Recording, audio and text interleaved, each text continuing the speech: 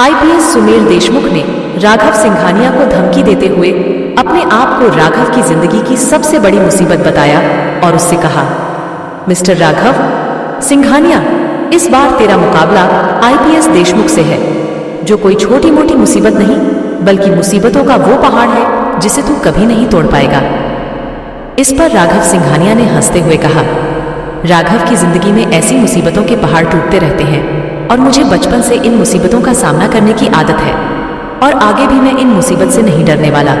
इसलिए तुम्हें मेरी जिंदगी में जितने कांटे बिछाना है शौक से बिछाओ, क्योंकि राघव सिंघानिया को ऐसे कांटों पर चलने की आदत है।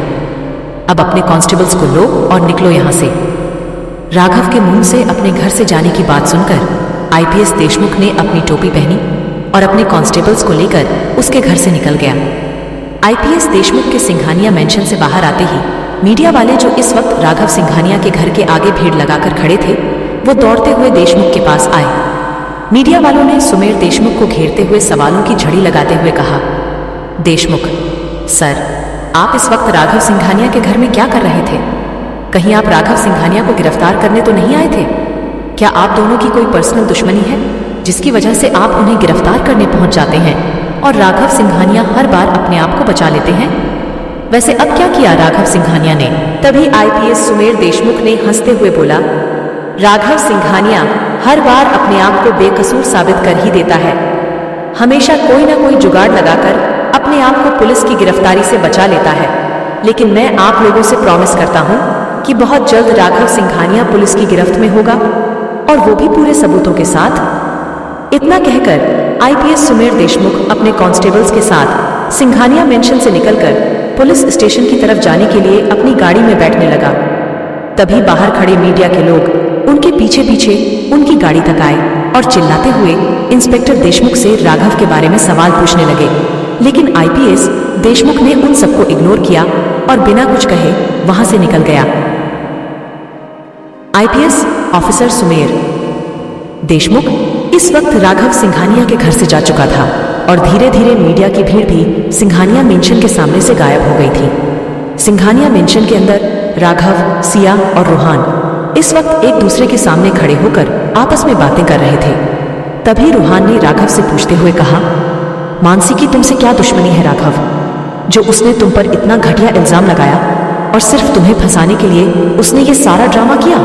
रूहान की बात सुनकर राघव ने स्माइल करते हुए कहा, अब ये तो तुम ही बता सकते हो रूहान की मानसी तुम्हारे घर में क्या कर रही थी, क्योंकि अगर मानसी तुम्हारे घर में ना होती तो ना मैं तुम्हें ढूंढने के लिए तुम्हारे घर जाता और ना वो ये सारा ड्रामा करती। राघव की बातें सुनकर रूहान के माथे पर पसीना आ गया और घबराहट के मारे रूहान का चेहरा पीला पड़ गया। रूहान ने अपने चेहरे का डर राघव से छुपाने के लिए पास मेज पर रखा पानी का गिलास उठाया और पानी पीते हुए खुद को नॉर्मल करने की कोशिश की। उसके बाद रूहान ने राघव से कहा, देखो राघव, मैंने तुमसे पहले भी कहा था कि मैंने वो घर छोड़ दिया है, और अब उस घर में मानसी कहाँ से आई और क्या कर रही थी ये सब मुझे नहीं पता। मुझे बस इतना पता है कि मेरा इन सब से कोई लेना देना नहीं है। वैसे भी मानसी सिया की दोस्त जरूर थी, लेकिन मेरा उससे कोई खास रिलेशन नहीं था। मुझे तो वो लड़की कभी भी पसंद नहीं थी, और ये बात मैंने कई बार सिया को बोली भी थी कि वो लड़की इसकी दोस्ती के लायक नहीं है। तभी रूहान की तरफदारी करते हुए सिया ने राघव से कहा, हाँ राघव, इसमें रूहान की कोई गलती नहीं है।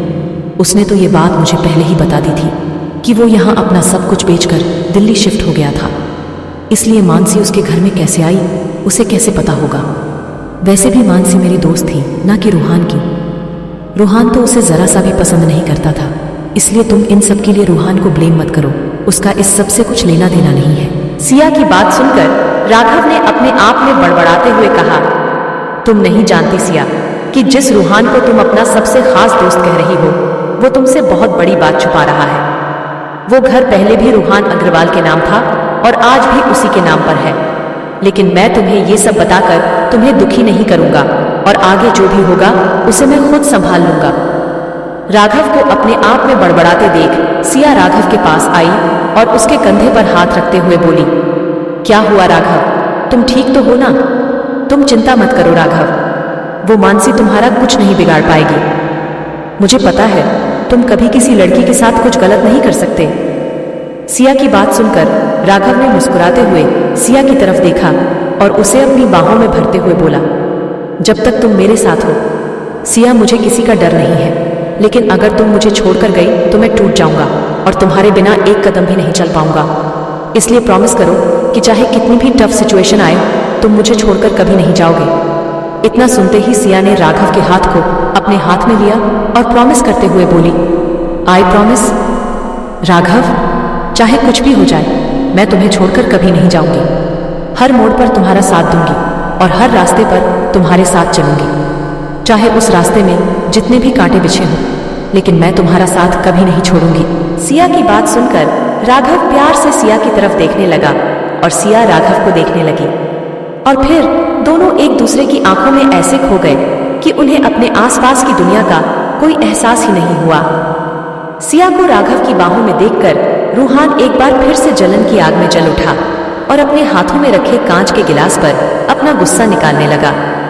सिया को राघव के इतने करीब देखकर रूहान का गुस्सा ज्वालामुखी की तरह फट गया और उसने गुस्से में आकर अपने हाथों से कांच के गिलास को कई टुकड़ों में तोड़ दिया, जिसकी वजह से रूहान के हाथ पर कांच के गिलास के सभी टूटे हुए पीस लग गए और उसके हाथों से खून बहने लगा। अपने हाथों से बहते खून को देखकर रूहान का ध्यान अपने हाथ पर गया और वो दर्द से कराहने लगा। तभी सिया और राघव की नजर रूहान पर पड़ी और वो तुरंत दौड़ती हुई रूहान के पास आई और उसके हाथ को अपने हाथों में लेते हुए बोली, ये क्या हुआ रूहान, तुम्हें इतनी चोट कैसे लगी? देखो कितना खून बह रहा है। इतना बोलकर सिया ने चिल्लाते हुए घर की नौकरानी सांता को आवाज लगाई और उसे फर्स्ट एड बॉक्स लाने के लिए बोला, तो सांता तुरंत बॉक्स लेकर आई। फिर सिया ने रूहान के हाथों से कांच निकालते हुए उसकी मरहम पट्टी करने लगी। वही राघव दूर खड़ा रूहान के चेहरे की तरफ घूर रहा था। रूहान इस वक्त सिया को अपनी फिक्र करते देख बहुत खुश हो रहा था। इतना दर्द होने के बावजूद भी उसके चेहरे पर खुशी की वो स्माइल साफ नजर आ रही थी, जिसे देखकर राघव ने अपने आप से कहा, मुझे पता है रूहान, इन सब के पीछे तेरा ही हाथ है, लेकिन मुझे ये समझ नहीं आया कि तेरी बात मानकर मानसी मुझ पर इतना घटिया इल्जाम कैसे लगा सकती है। आखिर क्या वजह है जो मानसी तेरा साथ दे रही है? कहीं तू ही तो वो शख्स नहीं जिसने सिया की दोस्तों के साथ गलत किया और उसका इल्जाम मुझ पर डाल दिया? इतना सोचते हुए राघव हॉल से बाहर अपने बगीचे में आया और अपने फोन से किसी को कॉल करते हुए बोला, मुझे रूहान अग्रवाल और आईपीएस ऑफिसर सुमेर देशमुख के बारे में सब कुछ जानना है, वो भी डिटेल से, और कल तक मुझे सारी इंफॉर्मेशन मिल जानी चाहिए। इतना कहकर राघव ने फोन कट कर दिया और फिर कुछ सोचते हुए अपने आप में बड़बड़ाते हुए बोला, रूहान अग्रवाल, अगर तुझे लगता है कि तू राघव सिंघानिया को जेल भेजकर उसकी सिया को चुरा सकता है तो तेरी सोच गलत है, क्योंकि सिया सिर्फ और सिर्फ मेरी है और मेरी पत्नी की तरफ कोई आंख उठाकर भी देखेगा तो मैं उसकी आंखें नोच लूंगा। क्या राघव को रूहान के इरादों की भनक लग चुकी थी? क्या राघव रूहान की सच्चाई सिया को बता पाएगा?